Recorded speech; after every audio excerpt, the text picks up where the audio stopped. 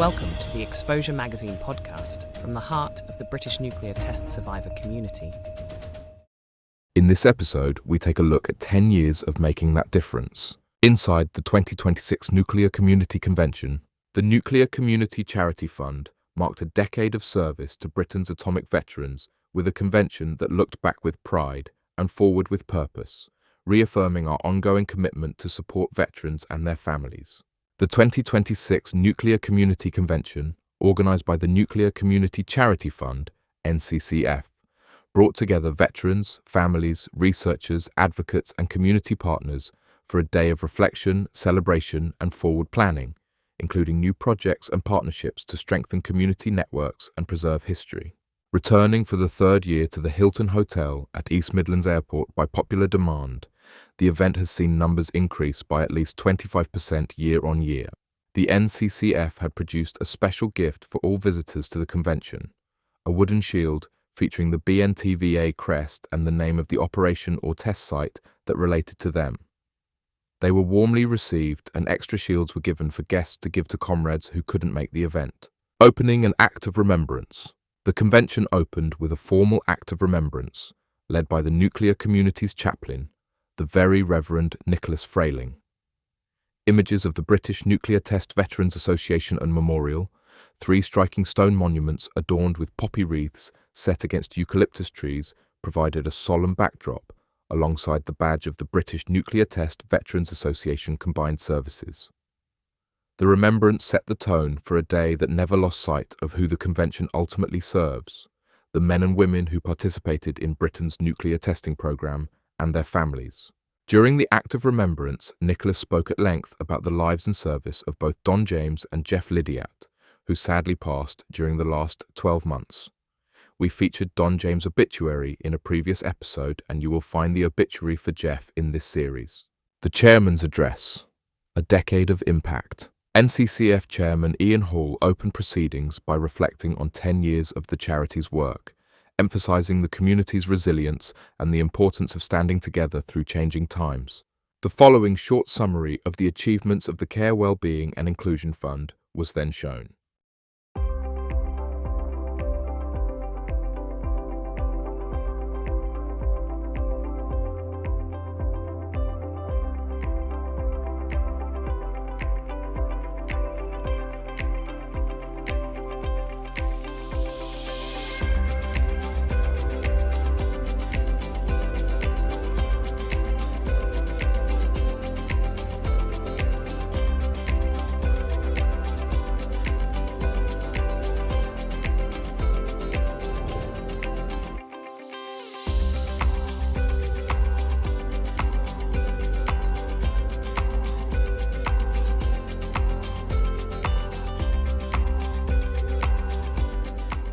Financial review, more given out than we started with.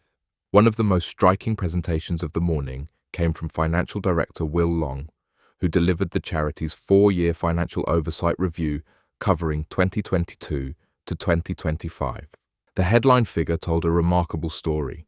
Over the NCCF's 10-year history, the charity has distributed more than the entire value of its original endowment, and yet that original capital remains substantially intact today.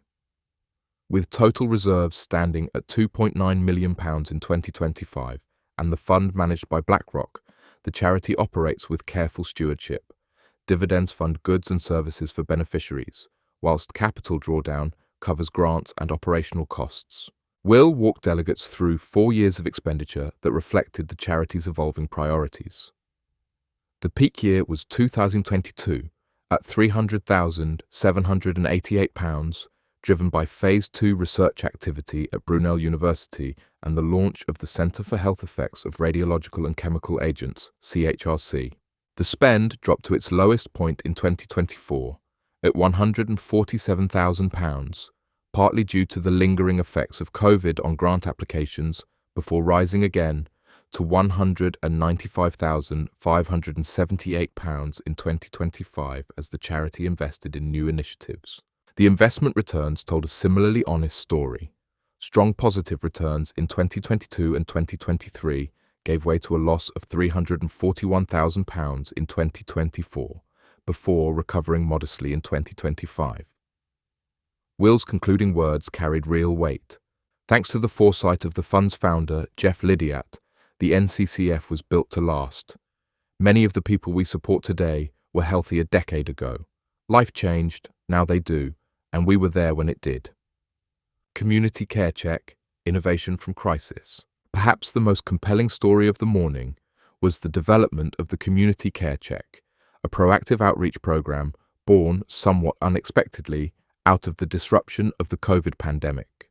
When lockdowns led to a sharp drop in grant applications, the NCCF used the quiet period to design something new, a structured way to reach out to beneficiaries who might not know they needed help or might not feel able to ask. A successful funding bid to the Office for Veterans Affairs secured a £70,000 two-year grant, and the pilot launched in January 2024, achieving a significant increase in scheme participation almost immediately. A comprehensive impact report, completed by mid-2025, now shapes the charity's long-term strategy. The program also brought with it broader administrative improvements, including app-based systems that have streamlined the grant application process across the board. BNTVA Connect and the Valor Partnership. Portfolio Manager Nigel Heaps MBE presented on behalf of BNTVA Connect, the community networking platform developed for atomic veterans and their families. The presentation introduced delegates to a significant new partnership. Valor, a Ministry of Defence initiative aimed at creating a nationwide network of support for veterans. The message was clear. A nationwide network is not simply desirable, it is essential. For a community that is geographically dispersed, aging and often isolated, the ability to connect beneficiaries with the right support at the right time is everything. We will be bringing you more about the BNTVA Connect and Valor in a later podcast. BNTVA Museum CIC update. Wesley Perriman, BA, Hons MA, Curator of the BNTVA Museum, presented on the work of preserving nuclear test heritage for future generations. With veterans passing away at an increasing rate, the urgency, the intersection of remembrance and education, ensuring that what these men and their families have experienced is captured and protected. Oral histories, artifacts and records, the heritage grows every year.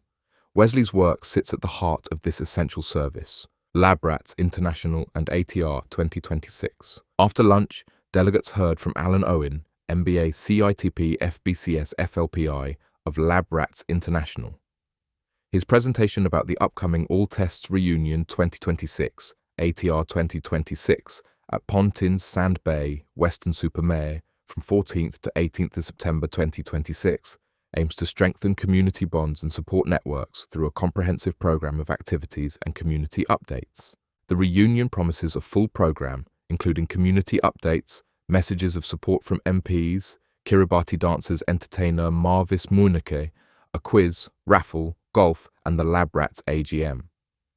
In a gesture of remarkable generosity, GB News has funded a discounted rate of £99 per person for the first 120 places, making the event accessible to as many members of the community as possible. Photographs from previous reunions showed a community very much alive, veterans in Hawaiian garlands, laughter, old friendships renewed, and younger generations present alongside the men and women at the heart of the atomic veterans' story.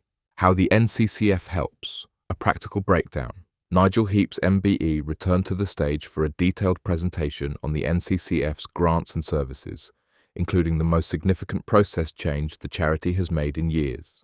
The NCCF supports two groups, the servicemen who took part in Britain's nuclear testing programme and their families, the spouses, children and descendants. It operates two core funding streams.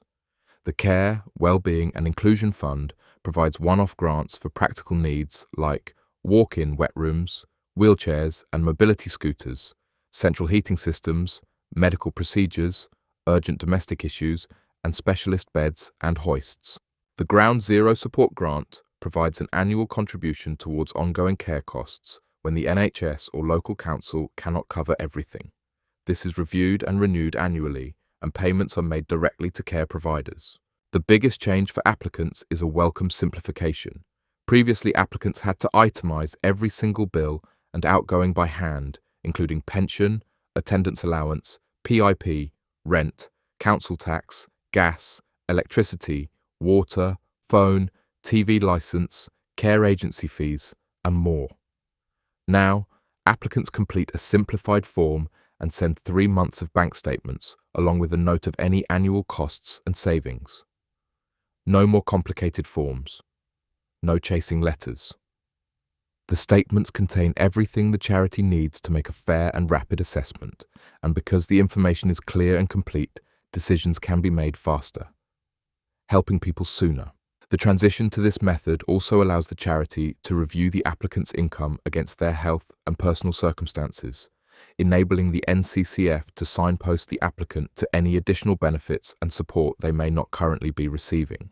The Wartime Broadcasting Service, Britain's secret voice in the nuclear age. One of the convention's most thought-provoking moments came courtesy of Ian Betson, whose presentation on the Wartime Broadcasting Service, WTBS, offered delegates a rare and genuinely fascinating glimpse into one of the Cold War's best-kept secrets, and one that sits at the very heart of the nuclear veteran's story. The Wartime Broadcasting Service was the BBC's classified contingency plan for broadcasting to the British public in the event of a nuclear attack. Never used, never publicly acknowledged during its operational years, and known to only a handful of people outside government and the corporation itself, the WTBS was nonetheless maintained in a state of readiness for decades, a ghostly infrastructure built on the assumption that nuclear war was not merely possible, but had to be planned for. The system was designed to operate from a network of secret, hardened studios and transmitter sites dispersed across the United Kingdom, capable of surviving or at least functioning in the immediate aftermath of a nuclear strike. The BBC's role in such a scenario would have been to broadcast official government emergency information to whatever remained of the civilian population, instructions on shelter, contamination, food and water safety, and the grim business of surviving in a post-attack landscape. At the heart of Ian's presentation was a piece of original studio equipment, a mixing desk of distinctly mid-20th century character, its faders, switches and selector panels bearing the unmistakable aesthetic of British broadcasting engineering from the era, labelled with designations including OS1, OS2 and an array of channel designations running from standard BBC networks through to outputs marked for studio talkback and outside broadcasts. The desk is a physical artifact of a system that was always meant to be invisible. To see images of the equipment displayed at a convention of atomic veterans carried a particular poignancy. The WTBS was not simply a broadcasting contingency. It was part of a much wider architecture of civil emergency planning that ran through the Cold War decades, a period during which Britain's nuclear testing program was at its most active, and during which the men now represented by the NCCF and BNTVA were being sent to witness and participate in atmospheric nuclear tests at sites including Maralinga in Australia, Montebello Island, and Christmas Island in the Pacific. Those veterans served at a time when the British state was simultaneously developing its nuclear arsenal and preparing in secret for the possibility that it might one day be used against them. The WTBS represents one strand of that preparation, the acknowledgement, buried deep in government planning documents and BBC contingency files, that a nuclear exchange might happen, that civilian life might continue in some form afterwards, and that the BBC's voice would need to be heard telling people what to do. For many delegates at the convention, this context is not abstract history. They were the young servicemen sent to those test sites. They watched the detonations, some with nothing more than a hand over their eyes for protection, told to turn their backs. They came home, got on with their lives, and watched as the Cold War played out around them. The Wartime Broadcasting Service was part of the world they lived in, even if they never knew it existed. Ian's presentation drew a direct line between the official secrecy surrounding the WTBS and the official secrecy that surrounded the nuclear testing program itself, a culture of confidentiality that left veterans unable to speak about what they had seen, denied for decades that any harm had been done, and fighting for recognition and support long after the last test was conducted. In both cases, the British state built elaborate systems it never wanted the public to fully understand. The fact that original WTBS equipment survives gave the presentation an emotional resonance that went well beyond its historical interest. This was not simply a curiosity from broadcasting history. It was a tangible piece of the world that made the atomic veterans experience possible, and that, for so long, kept it hidden. Iron's work in preserving and presenting this material sits alongside the efforts of the BNTVA Museum, Lab Rats International, and projects like Operation Fallout in building a fuller public record of what Britain's nuclear program meant, not just strategically, but for the human beings at its centre. At Operation Fallout, Jamie Sefton presented Operation Fallout, a Stronghold Media film project that is building on Jamie's original play, 1,000 Suns. Launched in 2025, the initial series of short films is now well underway, with a main feature also in the pipeline. The project contributes to the growing body of creative work telling the story of Britain's nuclear testing programme, work that is increasingly important as our veteran generation ages. The Next 10 Years, Nuclear Community Lived Experience Network. The convention's penultimate session was delivered by Nigel Heaps MBE, who outlined an ambitious operational blueprint for the decade ahead. The Nuclear Community Lived Experience Network, NCLEN. The central philosophy is a shift away from services that do to or do for members towards genuine co-production, working with the community as equal partners in designing the support they receive. Nigel described it as a meeting of minds, moving beyond passive data collection into active dialogue. The network's guiding ethos is simple: working together, learning together. The ultimate goal is to provide the community with a clear voice accessible to all organisations working for its benefit. The NCLEN will allow organisations to directly gather anonymous information and opinions from community members, which can be contrasted with respondent demographics to produce accurate insights into community opinion and needs to inform the development of activities and services for the community. This is a community-wide initiative, and in this edition, you will find an in-depth interview with Nigel on the matter in this series. Cold War Network. Dr. Peter Robinson, Director of the Cold War Network CIC, presented the final section of the convention. Peter told guests about the extraordinary year of development the Cold War Network had undergone, from receiving a National Lottery Fund grant to promote Cold War Heritage Week to recruiting 4 new specialist directors, delivering both insightful webinars, hosting meetings and tours at some of Britain's most amazing Cold War sites. The network is going from strength to strength. You can find out about all the exciting things the CWN has been doing this year later in this series. Closing and gala dinner. The convention closed with a greater community spirit than which it opened. Delegates were reminded that a gala dinner would follow in the evening to celebrate 10 years of making that difference and to launch the next 10. The 2026 Nuclear Community Convention was a reminder that Britain's atomic veterans and the remarkable network of people who stand alongside them are still very much present, still fighting, and still being heard. The NCCF trustees wish everyone who attended the event, as guests and speakers, their sincere thanks for making it so memorable. Particular mention was made of Stephen Beckson, who worked tirelessly to ensure everyone was properly checked into suitable rooms and had the correct choices for their evening meals. Thank you for joining us today as we bring Exposure Magazine to life. Like, subscribe and share for more great podcasts.